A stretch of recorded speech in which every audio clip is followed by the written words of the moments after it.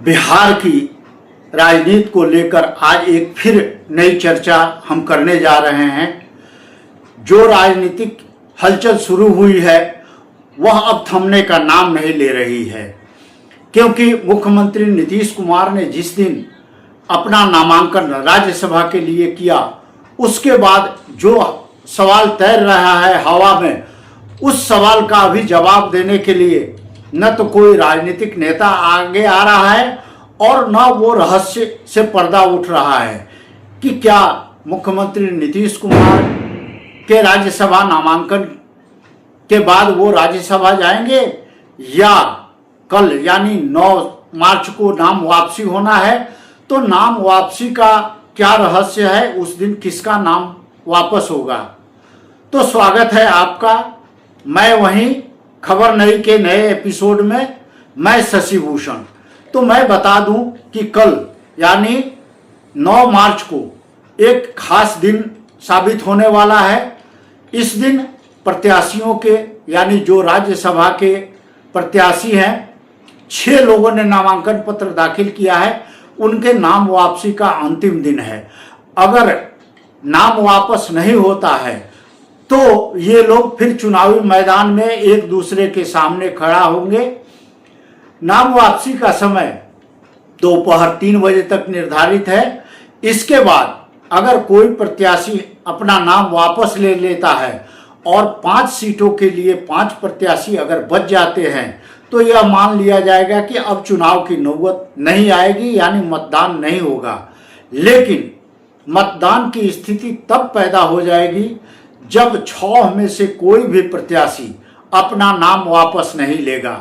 यहीं से राजनीति का दिलचस्प मोड़ शुरू हो जाएगा और इसका परिणाम 16 मार्च को दिखेगा। अगर मतदान हुआ तो 16 मार्च को मतदान होगा। तो अब थोड़ा मैं बिहार के राज्यसभा प्रत्याशियों के बारे में कुछ चर्चा कर लूं।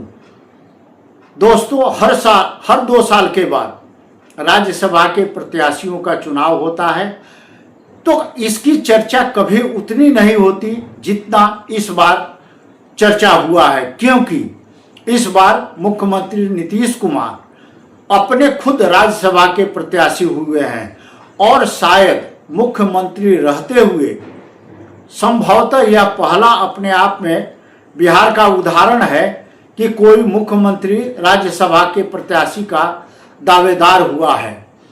तो मैं बता दूं कि मुख्यमंत्री नीतीश कुमार, जिनकी आयु अब 77 वर्ष हो गई है, उन्होंने राज्यसभा के लिए अपनी दावेदारी की है।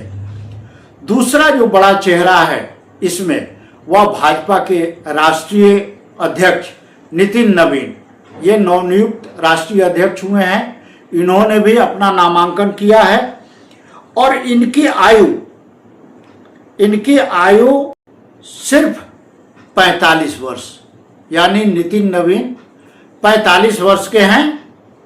नितिन नवीन 45 वर्ष के हैं और ये सबसे जुआ हैं। इसके बाद एक और बड़ा चेहरा है रामनाथ ठाकुर का। रामनाथ ठाकुर स्वर्गीय कर्पूरी ठाकुर के पुत्र हैं, जो समाजवादी बहुत बड़े चेहरा थे, बहुत बड़े नेता थे। उनके ये बेटे हैं। रामनाथ ठाकुर, इनकी आयु 72 वर्ष है। ये मुख्यमंत्री से छोटे उम्र के हैं और कर्पूरी ग्राम इनका निवास स्थान है। तीसरे प्रत्याशी हैं उपेंद्र कुशवाहा। उपेंद्र कुशवाहा की अपनी पार्टी है राष्ट्रीय लोक मोर्चा, यानी राष्ट्रीय लोक मोर्चा के ये सुप्रीमो हैं और ये भी राज्यसभा के दावेदार हैं। इसके अलावा एक दिल्ली के प्रत्याशी हैं अमरेंद्रधारी सिंह। इन्होंने आरजेडी के टिकट पर अपना नामांकन किया है। इनकी आयु 65 वर्ष है। छठे प्रत्याशी जो भाजपा के हैं शिवेश कुमार। शिवेश कुमार जो मुन्नीलाल के बेटे हैं, इनके पिताजी भी राजनीति में थे और इनकी आयु 58 वर्ष है। तो ये 58 वर्ष के शिवेश कुमार हैं जिन्होंने अपना नामांकन दाखिल किया है और नामांकन पत्र तो दाखिल हो चुका है, लेकिन कल नाम वापसी का अंतिम दिन है। यह बड़ा दिलचस्प है।